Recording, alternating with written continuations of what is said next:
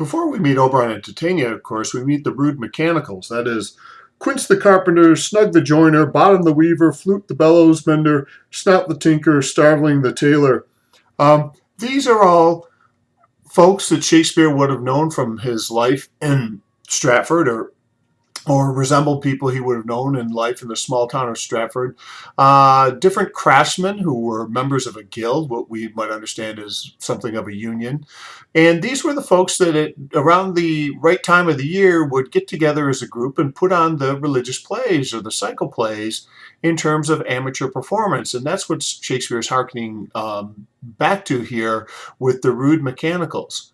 But in terms of what I just discussed, in terms of the craziness of love, we see that here too. Bottom the weaver, who is the most entertaining of the rude mechanicals, and in some ways the most magical. He is the one that Shakespeare will give the jumbled words of Paul to at some point. Bottom wants to play every part. When he's first assigned, he says, "Tell me, Nick the Bottom, what part am I called for? And proceed." This is Act 1, Scene 2, line 16. "You are set down for Pyramus. Is Pyramus a lover or a tyrant?" "Well, he's a lover." "That's great."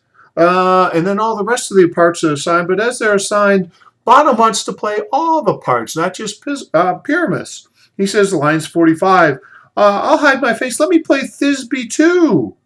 I can play the lion. I can play all the parts," right? Bottom has that magical, in some sense comical quality of wanting to be all in one.